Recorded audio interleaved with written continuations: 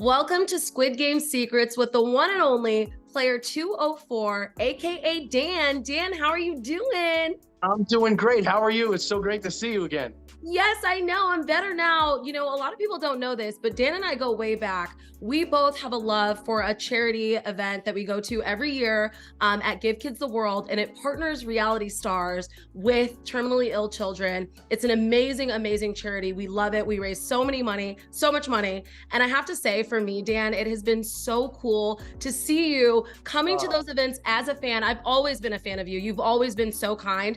But now to being the reality star that these kids want to meet is such a beautiful journey. How does that feel? First of all, it doesn't make any sense to me. I'm just a normal guy from Southern New Jersey, a reality star. It makes no sense to hear that. And people reaching out and saying they're fans of mine. I actually had a great call yesterday with 3 of the players on this season of Survivor, and they were excited to talk to me. I didn't understand. It's unbelievable. Well, Dan, you're such a great guy, and it makes so much sense to me. Once I saw your cast photo, I was like, yep, I can totally see why. And just being a fan of these competition shows and having a respect for these shows, it makes sense why you were on it. So what made you apply? Well, I mean, as you're aware, I've been applying to Survivor since 2001. So I've always wanted to do this show. And my daughters saw the ad on Instagram or on something, and they said, Dad, why don't you apply for this? And I said, I've been applying for so long and it's never worked out for me. Fine, I'll do it. Sent my video in, one take, 52 seconds. And the next day I got a call, and 6-7 months later, I think it's a long process of it. You know how it goes with psych evals and more interviews and this background checks. And it took forever. And it was a long process, but somehow, I don't know how, somehow I made it through the cut. It was meant to be, Dan. It truly was. That's so amazing to hear. And shout out to your daughters. We're better for it now that we got to see you on the screen. If you wouldn't have been there if it weren't for that. True, that's true. So as far as getting to London, was there a sequester period when you got there before the game? Yes, the period was a little different for everyone. They could, think about it, they couldn't have 456 people flying into the lobby of that hotel at the same time. So I think they staggered it over the course of a few days. And when I got there, I was in my room for 3 days, I guess. We had a scheduled lunch, a scheduled dinner. Here comes your COVID test. Here comes your uniform fitting, your pictures. Everything was scheduled. So great. I can't. Studio Lambert and Netflix. I've never done this before, obviously, but everything from top to bottom was top of the line.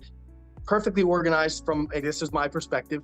But yeah, 3 days in the room and I kept myself busy just trying to do things. So it was a good time. It was great. Were you allowed to have your phone during that sequester period? We were allowed to have our phone to a certain point, and then they took them away.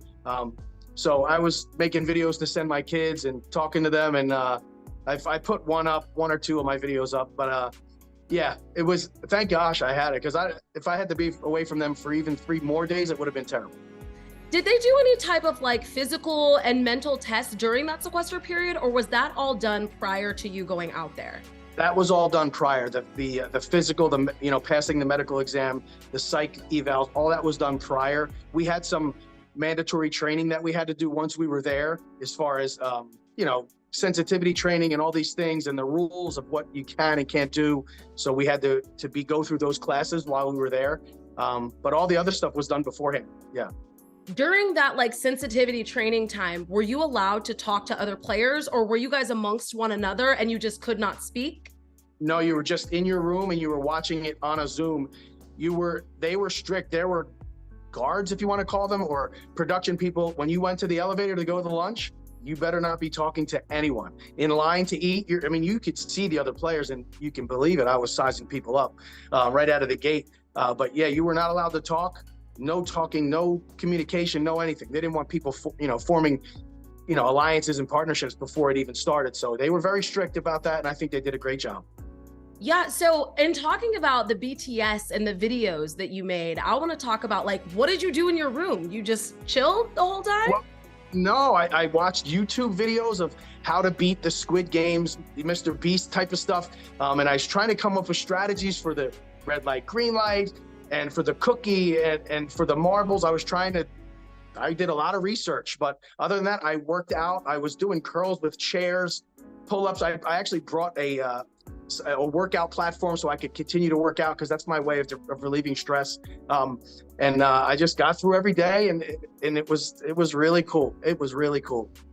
How did they pick your player number? I remember watching a video that you said you were like 2 + 4, 6. 6 is my favorite number. And I was like, oh my gosh, this is just like divine timing with everything. But how did they pick 204?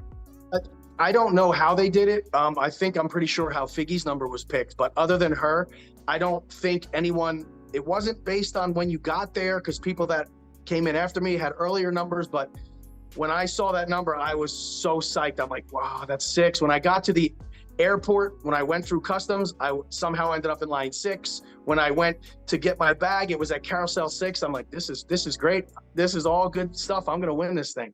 Yeah, everything was lining up, and we wanted that win for you, Dan. We really did. Oh, so did I. So okay, let's get into the game. That first day, walk us through a day in the life on Squid Game the Challenge for player 204, day 1. Sure, day 1. We were woken up, I don't know, 3:30, 4 o'clock in the morning. We had to get on the buses. Obviously, they had to hide us, so they wanted to do it, I guess, under the cover of darkness, which makes complete sense. We probably took a bus ride for about an hour and a half, if I remember correctly, 2 hours to get to that I think it was like a Royal Air Force base. This is the biggest building I've ever seen. The sun was kind of just coming up when we got there. You could have fit multiple football fields in this one building, and the red light, green light set was within that building. It was immense. And we come in immediately. There are little lineups based on number. So I see 200 to 250 or whatever the number was. I go there, and that's when that's when I saw Marcus, who ended up being my best friend in the whole game. I said, hey, looks like we're close in number. Yeah, okay. So, and then that whole process to get that done took a while before we actually started that game. And it was absolutely freezing. Each tent had like a space heater. They had food in there, and terrible food, by the way. But they had, tea and coffee, which I don't drink. But people were just trying to, do whatever they could to keep the stress low. And it didn't help because we were all jacked up, ready to go. So then when they're like, all right, it's game time, it's time to go, you guys are all sort of waiting to go into that first room. Describe the feeling in that room. When they opened that door and we saw the set for the first time, I wasn't nervous. I was excited. I was so excited that I finally got to do this. I finally got to this point where I'm going to do this. This is ridiculous. How am I here? Why am I here? Why? I don't know if it makes sense. But I was so excited. I said, the one thing that cannot happen is I cannot lose in red light, green light, because my older daughters will crucify me and make fun of me for the rest of time if I don't get there, because they didn't understand. They still won't never understand what that actually was. It took, if I had to guess, and there have been estimates, I'm going to say 8 hours conservatively to go, if I had to guess, again, approximately 100 to 110 yards. That 5-minute timer, it took, to go 5 minutes, 110 yards, it took 8 hours. I'll put it that way. That's Hollywood, baby. So they made it look like 5 minutes when it was 8 hours. So explain this to me, because I did read this, Dan. What was it that was taking so long? Was it the reset of the shot of people getting unalived and then having to eliminated? Yeah, eliminated. That's what we'll you say. Can't say die. It's eliminated. Eliminated. That's what we'll say. So when players are getting eliminated, is it that they had to reset? Is that what it was that was taking so long? When they explained the rules, and they were very, very careful about explaining the rules, there were lawyers there were adjudicators. Once the music stopped, you had to stop, obviously. And they said, you may have to hold your position for some amount of time. I think I held one position for 30 plus minutes. And if you moved during that holding time, you got eliminated. Your squib went off. So that's what took so long. And I understand what it was. There's 456 people. They're all running and stopping. They had drones. They had people up in the thing watching. They had, tracking devices on us. So for them to go through the video and make sure they were eliminating the right people, it took a while. But if you move during that waiting period, see ya. So a couple times, really, really long. And I work out every day. I played sports at a high level. And the first time after watching my YouTube videos, it said, get in a little bit of a half squat and get yourself in an athletic position. So I stopped on the very first time, a little bit like this. And about 8 seconds in, I said, this is the worst idea I've ever had, because my thighs were burning. Again, it had to be 20 degrees in there, 25. I don't know exactly. I didn't have a a thermometer on me, but it was freezing. Why was that? Why did they do that? To like mess with you guys a little bit more? No, it was January in England, and it was cold. And that building, there's no way to heat that building. It was like 400,000 square feet. I have no idea how big this thing was. So there was no way they were going to heat that. And when those drones would come down to get a close up, first of all, you never wanted to make eye contact with the drone, but I never saw it, but they were so big. One parked right in front of my face, and the air that it generated just made you even colder. So it took me a long time. I did not want to win. I wanted to finish. I knew this was going to be a marathon, not a sprint, and I did not care about winning. I changed my technique 3, 4, 5 times. From laying down, I saw some people doing that. I did that. Then I realized, well, now I have to get up, run, and get back down. It's taking time away. I had gauged how far I thought I need to be at the 2.5 minute mark. Then I ended up using the wall as a support to sit back because it was much easier. But again, you had to get up and then get back down. And I ran right out of my shoe the one time. It was flopping around like a flipper. It was ridiculous how I made it. So. Wow, that's a good strategy though. Like thinking about the building and like, how can I lean on this if I'm going to have to wait and be stuck in one position? That's really, really smart. So I wish I thought of it, but that was one of the YouTube videos that I saw. I didn't think of it. Hey, that's okay. But you did your research. You did what needed to be done to make sure you got past red light, green light. Yes. Always be prepared. Yes, you have to be. So when people get eliminated, what is that's underneath the shirt? Here I am thinking that there's someone with paintball guns and they're like, no, there's no paintball guns happening here. A lot of people are saying, oh my gosh, did they have snipers with paintball guns? And I said, no. So it's called, we called it a squib. I don't know the real name for it, but if you look closely at the video, if you see somebody from the back, you'll see a big hump on their back because the pack was back there. There was like a special vest that went under your tracksuit, which had a tube that came around, and it was here. And it was all run by computer based on your number.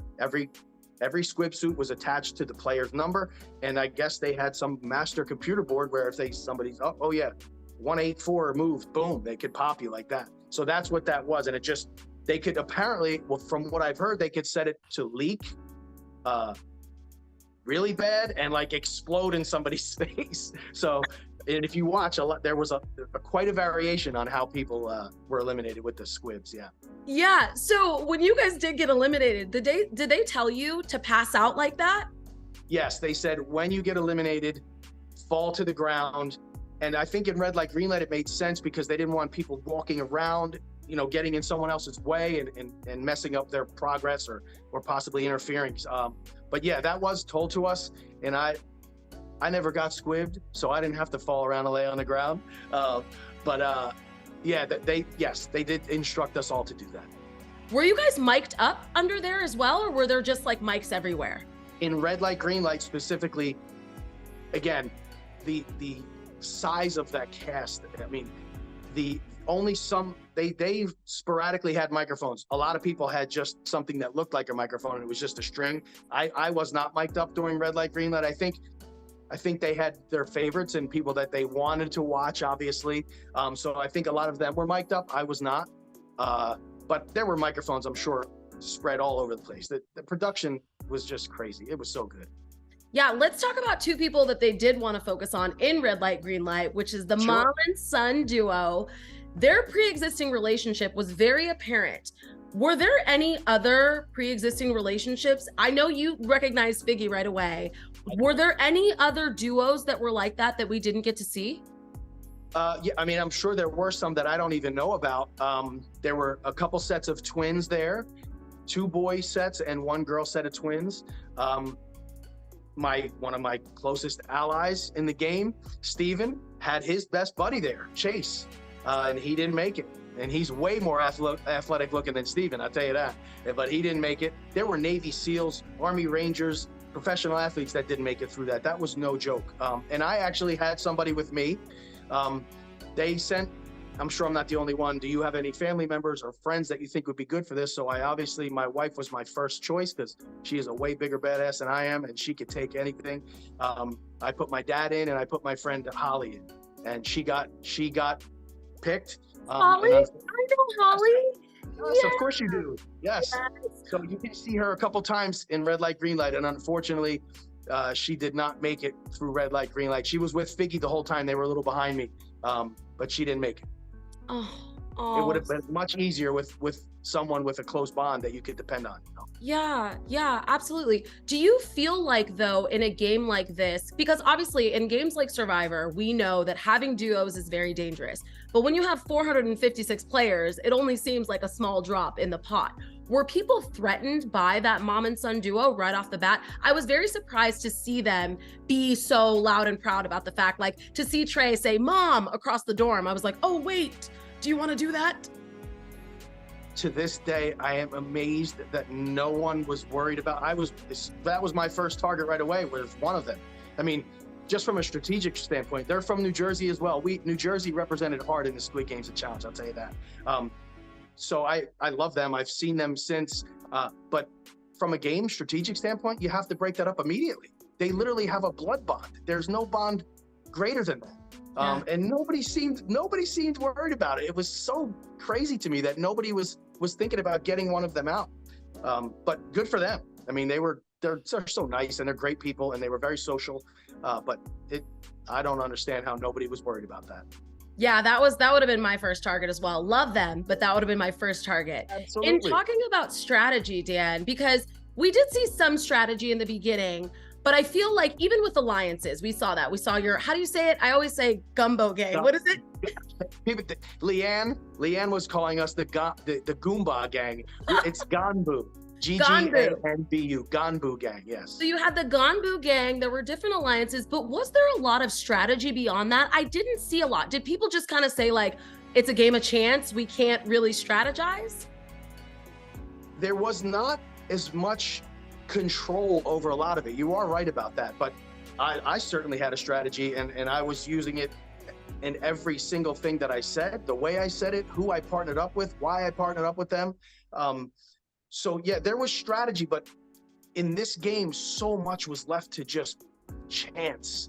And I think that was part of the design, and it made it really difficult to prepare for what was going to happen, because as you saw, some of the stuff was just pure luck where you were at the time.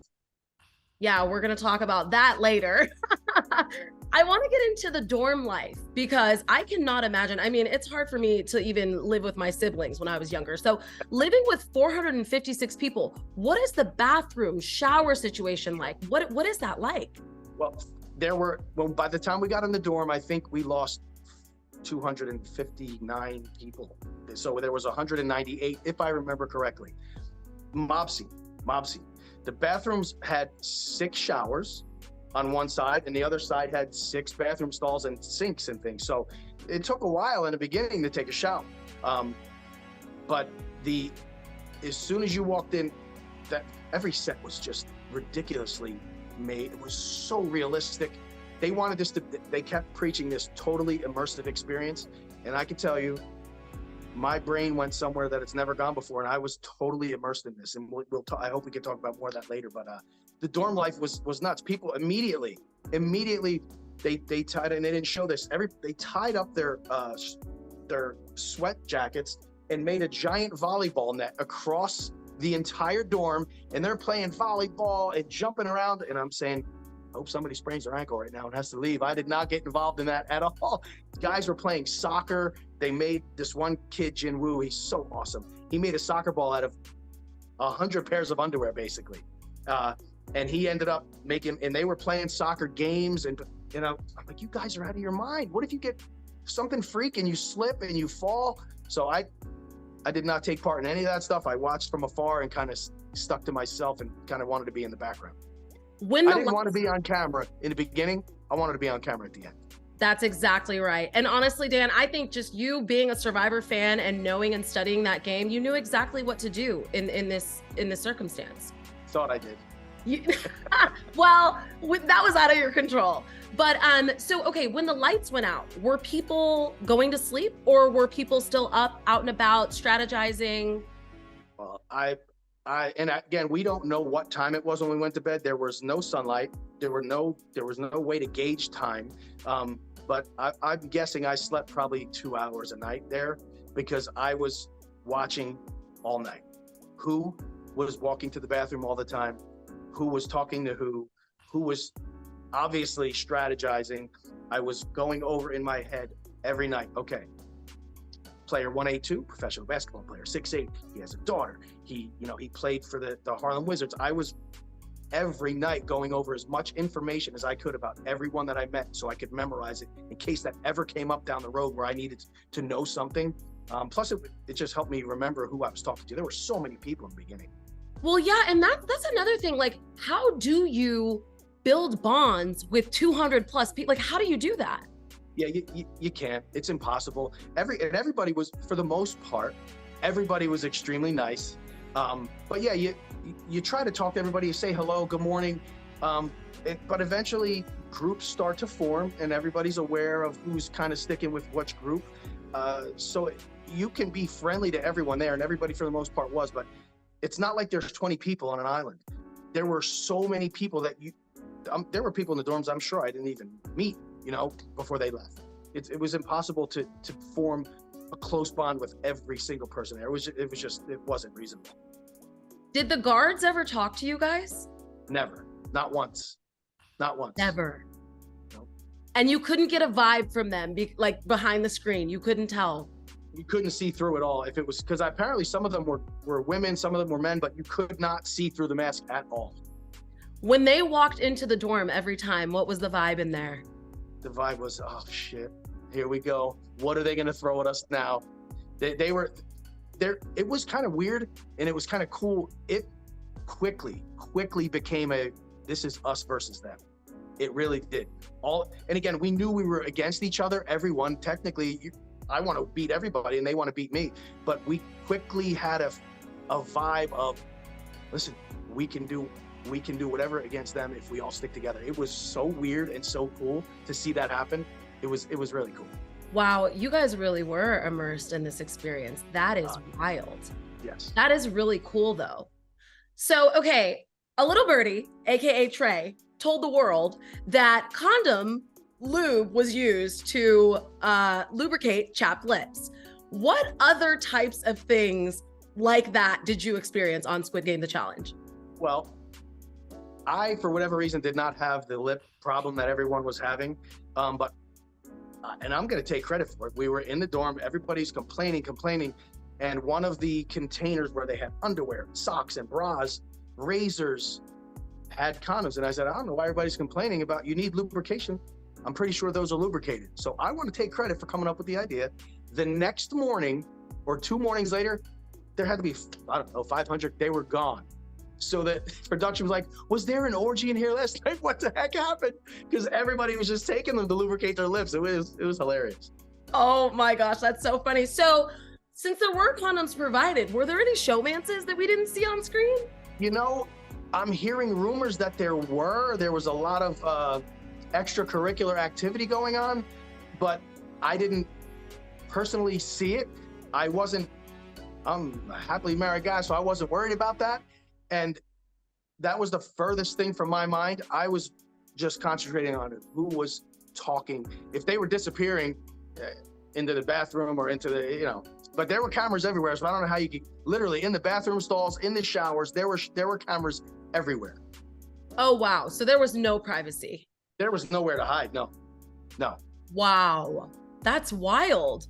Yeah. It was cool. So how many times were you guys eating a day and what were you eating? Because I've heard that the food was just not great. The food was terrible. But that being said, I was prepared for and I'm going to maybe piss some people off. I was prepared for the conditions to be 1,000,000 times worse than that. 1,000,000 times worse than that. And I'll tell you what though, I played on that every day when people would complain about the food. A couple minutes later, I said, my gosh, I can't take this food anymore. I don't know if I can go another day like this. These beds, they're terrible. I wanted to get in people's heads and make them quit. Um, we ate, I think 3 times a day. And if I had to guess, I've seen various estimates, it could not have been more than 1,000 calories. There's no way. It was rice with peas. One time they put a fried egg in there. It was like Christmas. We had boiled bland chicken every single day, at least once. And I eat chicken every day. So I broke it up, made myself a little meal out of it. The worst meal for me was this gummy, rubbery, nasty pasta. It was like ziti, I guess, but I'm like, did you guys pour rubber on it? It was so bad. I mean, I ate it because I needed something, but it was brutal. The food was not great. And that was by design, I'm sure, to, make people angry and make people upset. And it wasn't working on me because I could eat like that for another year. When the food rewards came in, how was that divvied up? Because we see one person stealing a burger, it's not, how did you guys decide how that was going to be delivered to everyone? Well, it was up to the person that won the reward. They could do whatever they wanted with it. They only showed, I think, the one person went, but there were 2 or 3 other people that got a reward, and the one guy split it with his little group, and nobody was mad about it. The one guy split it with just one other guy. So it was up to that person. You're not going to split 1 pizza or 3 donuts with 200 people. Whatever they decided to do is what they decided to do, and I don't think anybody got mad about it. The player that got attacked for the burger, I mean, I wanted nothing to do with it. Me and a couple of my Alliance guys were standing on the top, and we were watching, and I love her, the girl who stole the burger. She's a friend of mine, also from New Jersey. And she only took 1 bite, really, she only did.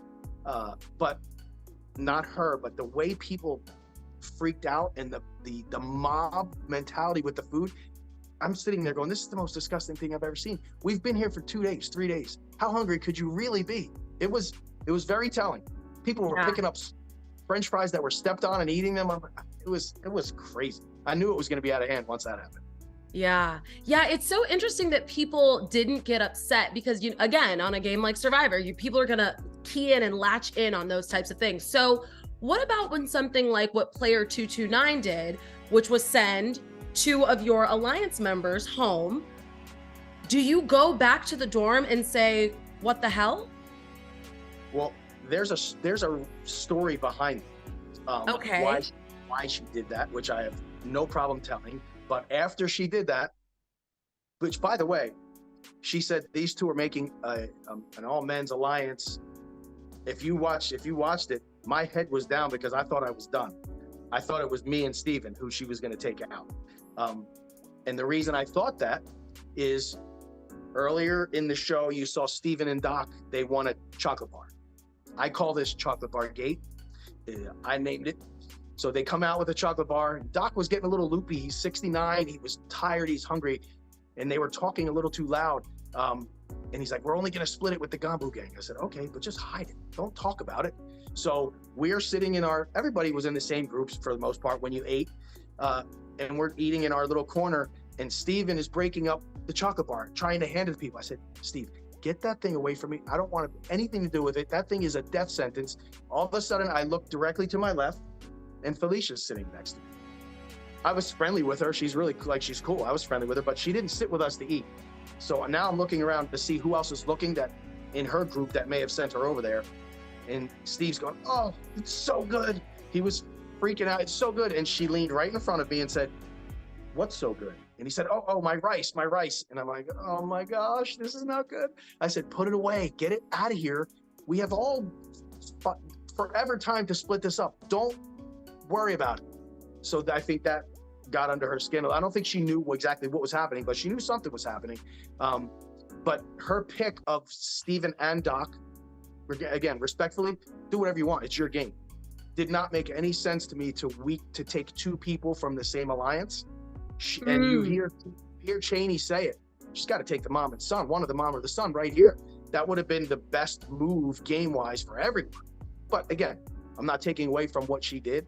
That was what she wanted to do. But if it was me up there, I would have tried to weaken 2 separate alliances, but specifically a blood bond. They were so nice and everybody loved them so much, they kept getting a free pass. Yeah, it was just so heartbreaking to see Doc go. And I actually was fearful for you as well in that moment, because I knew that alliance was what she was targeting. And it's so crazy in games like this, how something that small, that little seed of her not knowing, but she knew there was something, got those two sent home. I want to speak about the bond between you and Doc, because something very special happened during Battleship. And just in knowing you, Dan, and knowing the respect that you have for these games, I knew that you were going to make the right decision. But can you walk us through that Battleship, that final number? And you said, my gut is saying this, but Doc is saying this. What made you in that moment go with what Doc said? My face is tingling right now just remembering that moment.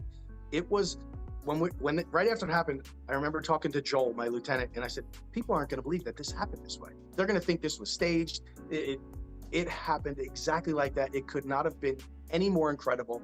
But when I got to that spot, we knew it's F5 or F8. What are we going to do? So we all went around and gave our opinion. I did not want to be the only person making that decision. People's lives were on the line, including mine in the game. But some people's weren't, because if I made the wrong decision, there would have been votes that stayed. So we went around to everyone, and as a team, we made that decision together. Doc was not the only person that said F8. I think that's what they're trying to make it look like, and that's great. Of course. And I don't care, because he's so awesome. He can take all the credit. I don't need any of it. But we went around, and Marcus also said F8. I think the majority was on F5. And I said, and I didn't ask Doc last either, like it looked. Oh, the way that they edited it, they made it look. When Doc said F8, and Stephen actually said F5, and I said, when I put that missile in, I went to F5 first, because I have 5 kids. I'm like, it's got to be. And at the last minute, I wish they would have shown it. It was more intense the way they didn't show it. At the last second, I switched and went to 8. Oh man, it was so cool. Man, was that cool. Yeah, it was so cool to watch. Honestly, all of us were just like hanging on the edge of our seats. But what I love so much is, even though there were 456 of you, you can feel that us against them vibe, how you guys all really love and care for one another. Can we talk about those bonds and just like how you all looked out for one another? You looking at every person and saying, we're not going home. We got this. Like, that is just something that's so powerful. Well, I wish they would have shown it. 3 people wanted to be captain. So I said, okay, then why don't we all just let our team know why we want to do it? And I strategically let them go first, because to me, the first thing you remember is the last thing you hear. And it was the Newt Rockney speech of the millennium, and they were looking in my eyes, and I was tearing up. I was that into it. I said, guys, I'm gonna get us through this. You trusted me out there in that room, because we thought it was tug of war, and we had a system, we had a lineup, and then we were surprised. And I said, I'll get us through this. You guys, you can depend on me. I'm gonna get us through this. And we were all just so excited. We were all tearing up. It was a great moment, and for us to come through, I can't explain how great that felt. Now, and speaking of things that didn't feel so great, let's talk about marbles and just sort of how you came to the decision of what you were going to do, and then just how long that process took. Because we've talked a lot about red light, green light, but what about the marbles challenge? Every challenge took hours and hours. So I told Marcus, I think we need to split up here. I really do. And he said, no, we've been together since minute 1. We deserve this picnic. I said, I think it's a trick. I don't think it's a treat. And that's what I want to know, Dan, because even in watching Squid Game, you're pairing up. Something is off. Something's so were you the only one that said that, or were people kind of looking around like, they're asking us to pair off? What do we do? No, some people purposely didn't go with their best friend thinking it was marbles. The strategic side of me also thought, listen, if they want to highlight a battle in this marbles, are they going to highlight me against somebody I've never talked to? Or are they going to highlight me against my best buddy in this whole darn game? That has much more power and much more meaning than 2 people that don't even know each other. Plus, I thought that I could beat him. I thought it's a great matchup. He and I are pretty close in age. We're pretty close in size. No matter what we're going to pick, it's going to be a fair battle for us. And but I did want to split up there. I did. And he said, no, we're doing this together. We deserve this. And I'm like, oh boy. But yeah, marbles was tough. I'm glad they didn't show it. I was ugly crying all over the place. So I'm glad they didn't show it. Oh, so when you guys were mulling over ideas of what to do, what game to play, did they tell you like, okay, this is what you need to do? Or was it totally your decision of how you were going to play the marbles game? They said you have, I can't remember, 10 minutes to come up with a game, the rules. You have to both agree to it because the guards were the adjudicators. We had to agree to it, shake hands, and everything had to be covered. If it's a tie, if it's this, it's that you had to cover all your bases. And then once you came with the rules, I guess somebody was watching and listening. And so they had proof of it because this is a $4.5 million game, you know? Yeah. And once you had that, it was set, and he and I were not going to argue about it. I was not going to try to pull the odd marble game that everybody knows how to play from watching. I wasn't going to do that to him. He's my best friend in the game. So we made a court, we made a shooting line, we had the rules, and it was game on. It was game on. Could you hear other players deciding what they were going to do? No. You couldn't? I mean, I was just, maybe it's because I was so excited, but that set, by the way, the attention to detail of the way the rocks were painted and the buildings, and there was an electrical line with vines on it. I mean, you walked in and you really thought you were in a Korean city in the middle of nowhere. It was phenomenal. That was probably the best. I didn't get to see all the sets, unfortunately. That was probably the best Yeah. Yeah. All right. So then let's get to that part of it, Dan, the most heartbreaking part. You know, again, being a fan of shows like this, and as it was being edited and I was watching, and I could see you counting. I could see it before you even said it. I could see you counting. Was there an oh shit moment? Like, oh my gosh, I have not talked to a lot of these women? No, there wasn't, because I had. They can't show everybody's conversation. I was kind of very close with Amanda. Okay. When I won marbles and she beat one of my alliance members, we came out at the same time and we had a cry session like I've never had in my life.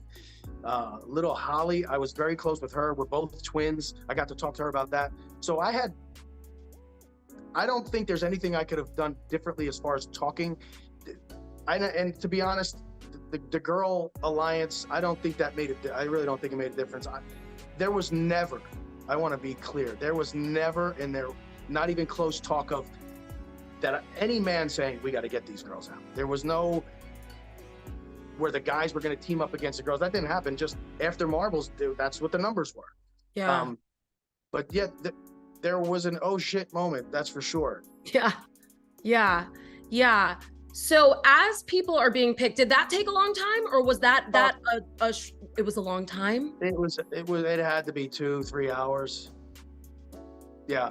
Because they had to explain the rules, which may or may not have been followed, in my opinion. But when I was standing there and they came out, Chad said, well, what is this? I said, it's a safety chain, dude. They're going to go down, and whoever's left, the last 11 are going to get cut. He was on my left. I'll never forget it. He looked down because he's gigantic. And he said, I got you. I said, all right, man. And then he didn't got me.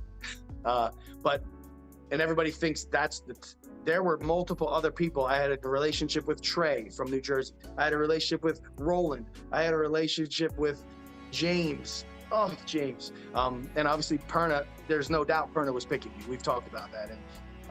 But when I was still holding out hope, because James was on my Battleship team, and he said, Dan, you saved my life in this game. If I ever get a chance to repay you, I will. And I was still holding out hope that I had a chance with James. But when he explained why he was picking the person, he wasn't talking about me. I don't think they showed that, because everybody had to say their reason for picking this person. When he started, I'm like, oh, that's not me. So it was, and if you saw, my eyes were closed. I was just saying my kids' names over and over and over, just like I did before every meal, before I went to sleep. And I'm going, come on, guys, you got to have me here. I need this. I cannot leave. It was devastating. And it was so hard to watch. And literally you could hear a pin drop, I'm sure, in that room. Like everybody's just waiting to see what's going to happen. So, okay, being that the challenge was 2 to 3 hours, did you guys all start to notice a pattern of the girls thing, or was it said like, okay, we're voting for women? Because the way that it was shown to us was they had talked about it, and then that it was just supposed to be like a surprising factor that there was going to be a chain of women. No, it was not. That's why I didn't think it was going to affect me either way if every girl made it or not, because I thought I had enough relationships with the girls. But no, they were not shy about it. Come over here, come on, girls, we all have to talk. And it was obvious that's great, whatever, good for them. But no, there was no surprise that all the girls, if the chance was there, that they were going to pick all the girls. To me, I don't know, I have my own opinion on that, but you know, I'm going to pick who I think I can beat. That's who I'm going to pick. I'm not going to pick somebody based on anything else but strategy and the fact that whatever this next game is, I'm not picking TJ. He's a professional athlete. Yeah. You know, I mean, you have no chance against that guy in anything competitive. He's huge, 6'8". You know, yeah. I think there was a little short-sightedness in who was picked and why, and not enough strategy. But again, I wasn't picked, so maybe I just have sour grapes, you know? Fair enough. So Mai is getting a lot of heat online for her decision. What's your take on that? Like, what's your take on who she chose in that game? Choosing Big Chad? Yes. I don't know why she's getting any heat. They were number buddies, and they literally were together 99% of the time. 99% of the time they were together. Jackie's not getting any heat for picking Phil. Mm-hmm. And it's the same reason. They were literally best friends in the game. Mai was playing her game, and she was not going to let anyone dictate to her how to play her game. And I respect her for that. I don't think she should get any flack. She picked her best friend in the game. That's who she wanted there, which also helped me because I thought he was going to pick me. So I was really happy with her choice. But Mai, she was playing the game the whole time. You saw that she was talking a bunch of smack on TJ, and I happily joined in to try to get on their side. You know, he's a great guy, but she's playing her game. I think she's playing the best game at this point. She really is. I have to agree. I mean, as somebody who loves strategy, to see Mai take control of her own game, because it would have been very easy to do what she was told. But in that moment, she had to do what made the most sense for her game. And so that's amazing. When your squib went off and you're laying there, what's going through your head? My squib never went off. We didn't have the packs on for that. So when people are asking me, let me see your tracksuit, is there dye on it? I said, no, here, look at it. My squib never went off. So you're still in the game. I mean, you are the winner. Well, that's what I was hoping. I'm like, where's the battle back? Where's Redemption Island? What's going on here? Yeah. Oh my gosh. Yeah, we weren't squibbed up for that. When it happens, when you're eliminated, does anybody that's still in the game approach you? Is there any conversation there, or are you like, I just gotta go? Dolce, let me ask you that one time, Dan. One sec. Come here, buddy. No, stop. You don't need to bark. Okay.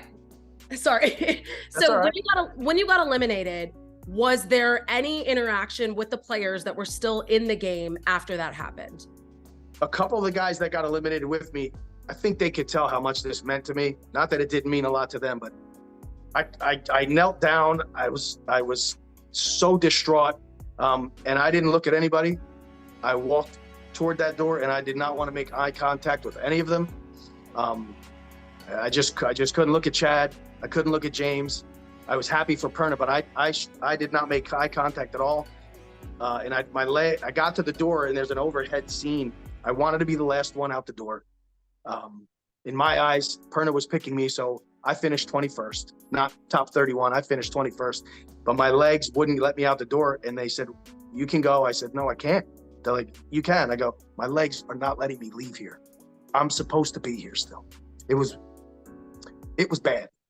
And when I got out the door, the main producer, I'll never forget her, she grabbed me by the back of my shirt and dragged me into a confessional room. And I'm glad they didn't show it, because I was a blubbering mess about how much I thought I disappointed my kids and my family, and I'm glad they didn't show it, because it would have been a bad look, because I didn't look.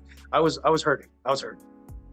And rightfully so, Dan. And your vulnerability is so refreshing. And I just appreciate you being transparent with us, because games like this, they mean something. And it's not just, I'm just playing a game or I want to be on TV. Like, when you're in it and you know something in your heart, that's what it does to you. But Dan, all of the things that you said about yourself, those are all true. You're an amazing person. You're an amazing competitor. And we are all better for it to have had you on the show. That is how you play a game. Truly. You should be very proud of yourself. And I know better than anyone what it's like to not win something that you know. I know you do. Yeah. And I hope that you, and I know you know this, like, there's just so much power in the game that you played and the person that you are, and just how humble you are. Like, Dan, there were 456 people and you made such an impact on people are talking about you. And that's hard to do in a big group of people. Yeah, I know. It's when you step back and look, I mean, this was 9 months ago, yeah. and I'm still eating out of the tin. My wife bought me the exact, I may or may not have taken a few of the eating utensils. I'm still eating with the utensil that I ate in there. My alarm on my phone is the wake up call. My kids twerk to it every time it comes on, the little guys. It meant a lot. And there were a lot of people that were in there, I think, for a different reason. They were in there because they may be influencers, or they may already have a career and they were trying to get more notoriety. I was in there to play that game, and I was in there to win the game. I didn't care if I was ever shown on camera once. I wanted to win, and that's a huge amount of money. Don't get me wrong. I'll be honest, I could care less. I'll play that game for free. I will play that game for free, because to compete, it's just in me, and I love competing. And if I'm cutting my grass, it's going to look better than my neighbors. If we're folding clothes, I'm going to make a nicer pile. I just want to compete, and to go out that way, man, was it crushing. And I got the best compliment from one of the players that was eliminated by me in Battleship, and she said, Dan, in a sea of influencers, you were the most genuine person that I met there, and that made me feel good. And it should, Dan. I literally have chills. I can't tell you how it's hard when you do have such a respect for these games and the title of being the Squid Game, the challenge winner, and then you see people that do have different motives, and it makes it hard, because when you respect a game like that, it's like, wow, like, how do you weed out and filter out those people? And I think the way that it was filtered out is by who was highlighted on the show. I mean, when I see you and Trey and the mom and these are all people that you can tell have a genuine respect for the game. Yeah. I want to talk about somebody who was not so popular. Absolutely, let's hear it. Out of seriousness. Well, you're talking about only two people that I can think of, but go ahead. Yes, so player 432 obviously has been getting a lot of noise. We're making a big splash online, and Dash as well. I know Dash, and I know that a lot of people think that he's extra, because he is, and those are the things that you learn to grow and love about Dash. But what was the vibe about the two of them in the dorm? Well, first of all, Brighton, I had a lot of conversations with him. I'm old enough to be his dad, but I was an athlete too. So we had a lot of talks. I have a pretty extensive medical background. We were talking about his knee surgeries, and to me, nice kid. He was completely respectful to me. He wasn't, I think people take him the wrong way. He's got that I'm better than you attitude, which, all right, because he wants to be the best. He rubbed people the wrong way. He said some things to people, but I don't take any offense to that. Say what you want, man. But people took him the wrong way, but maybe they were just looking for a reason to target somebody too. I don't know. But he wasn't playing the game. He was being himself to a point where he was putting a target on himself, and, but I had not one problem with that kid. He was completely nice and respectful to me. And, you know how it is. A lot of this stuff is edited to look a certain way. But I don't know, I kind of like him. I love that take, because you know what, at the end of the day, we are watching a TV show. We don't really know. I don't know Brighton, what we're seeing of him. And it's so funny, because I made a TikTok and I was like, if you want to win a game like Squid Game, don't act like him. But it doesn't mean I don't like him. I don't know him. It just means that you're coming in hot and you're putting a target on your back. It didn't matter how many games he had made it through, he would never win because of how he came off to people. And that the 198 was trying to get him out. That's why he answered the phone twice, even risking his own life in the game. He answered it because he was trying to get him out. So yeah, but again, he's doing pretty good for himself now with how he acted in there. So maybe he had a much better idea than I did. Truly, I definitely think he'll be back. Do you think you do it again, Dan? Can I leave right now? I wanted to go back in the next day. I did not want to leave. I don't want to leave. I was put here as far as this aspect of my life to play something like this and to win it. And that's what I want to do. We've talked about it. Literally, my first Survivor application was on a VHS tape. Some of the people that were in this game don't even know what that is. And I'll never stop applying. Jesse, Caitlin, all of you, don't forget about me. Do it, Dan. Plug it. Honestly, I would love to see you on a show like that. Elaine and I were talking about this. Like, you're just so great. You're designed to win a game like this. And if you want to win a game like this, Dan, you will. Keep applying. Keep doing it. You never know. Like, just like you got on this experience, I know you thought it was going to be Survivor, and it still might be. This might have been that training for that opportunity. Well, I don't know what else I could do. If they wait much longer, they're going to have to allow walkers or wheelchairs on the island. I'm getting up there, Yeah.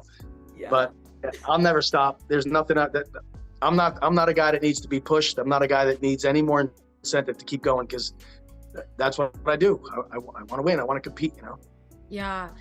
So when you were out of the game, did they send you home right away?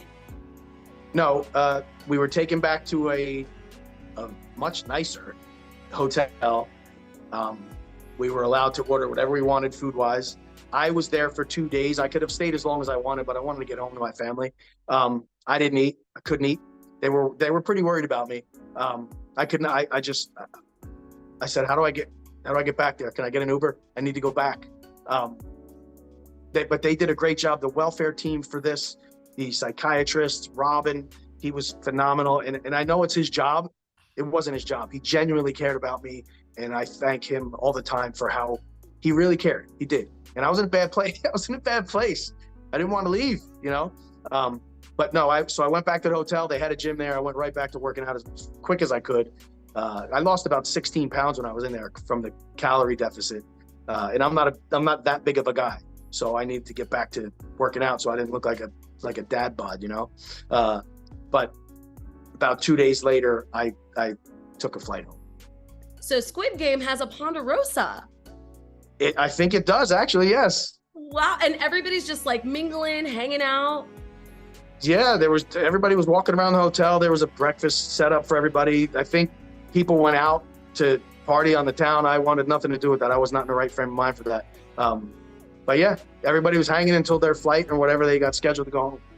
I really love that they did have people there to help you after the game, because I think, again, people that have not had an experience like this don't realize the toll that it does take on your mental health.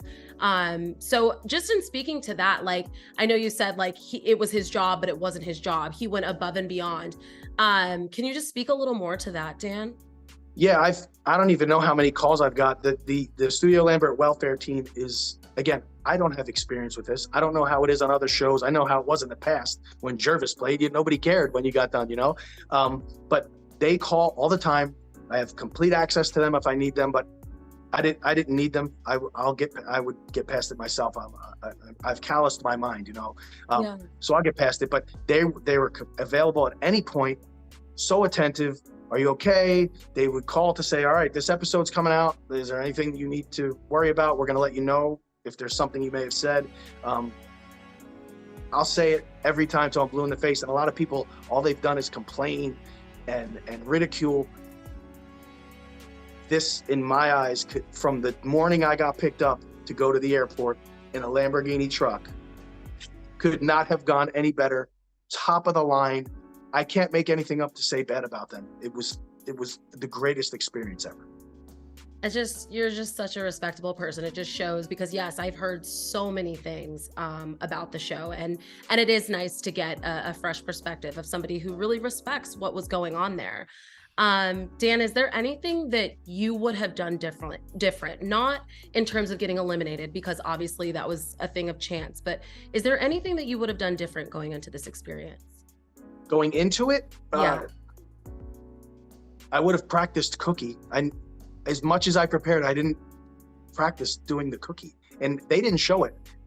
I held my cookie up as the clock struck 0. It was so intense. I almost didn't make it. It was literally at the buzzer when I got through it. So I would have probably practiced cookie. That's what I would have done different. I mean, I was ready physically. I was ready mentally. I put myself in a different mindset and tried not to miss my kids so much. But I don't know what I could have done different. And it doesn't matter. There was, like you said, there were so many games that were just chance or luck, so it's not like you're literally playing tug of war. You can practice that, Yeah. I don't know what I could have done different. I'm sure there is something, and I'm still beating myself up. But again, most incredible experience, and I'm ready for the challenge. I'm ready for Survivor. I'm ready for Amazing Race. My wife and I need to be on Amazing Race so we can kick some people's butts. But I wanted to do this for myself, obviously, but I want to do this for dads. I want dads to realize, listen, you're not just to go out and make money for the house. You're a dad, man. Be an active dad. Don't miss one thing.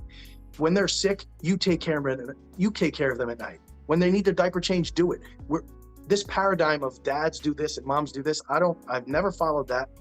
Be an active dad. Don't miss. You'll never see them walk the first time again. You'll never see their second birthday party. Work doesn't matter. Your kids matter. Why did you have them? Be an active dad and be a physically active dad, because if you're active and healthy, you can be a better dad. You're not falling asleep on the couch watching Sunday Night Football. You're hanging out with your kids. And I think that's important. And I also wanted to do this for guys that are getting a little older. You're over 40. Your life's not over, man. Your life's not over. You want an adventure? Go have the damn adventure. I did it, and it was one of the best things I've ever done. So those things were my motivation, but being a dad is why I'm here. It's why I was put on this earth, and I'm not the best at it, but I'm getting better at it every day. And I wanted to make my kids proud. And you did, Dan. Representation is so important, and you did that, and it's so true. Like, people do fall into these norms that like society puts on us, and it is so important to have someone like you to show them, like, hey, if I want to do this, I can do it too. And you did it so effortlessly, Dan. You really did. Thank you. Since it wasn't you and it should have been, who do you want to see win Squid Game the challenge? I want to see my win. Because even in that dice game, she's the only one that was playing that game. Why, in God's name, would you roll a die, and if you happen to roll the wrong number, you're out? No way.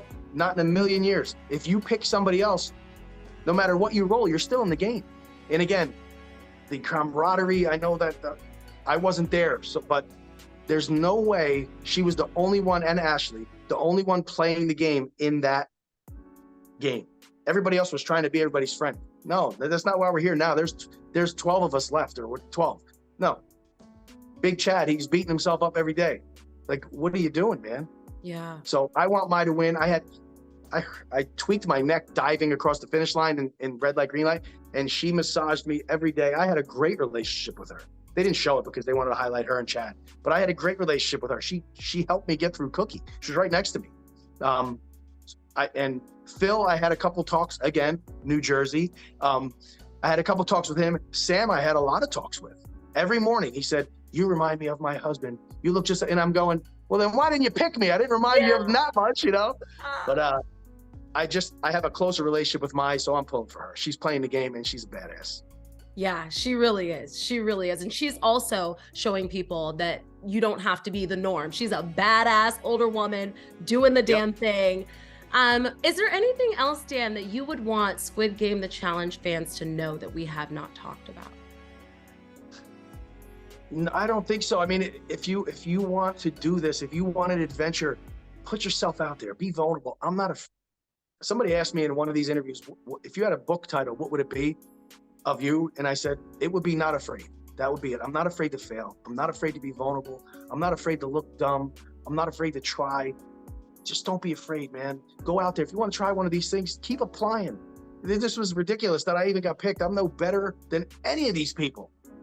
But somehow I got on there and I did pretty well for myself. And I don't know. I like to see people put themselves out there, try something new. You only have one of these life things. So go get it, man. That is great advice.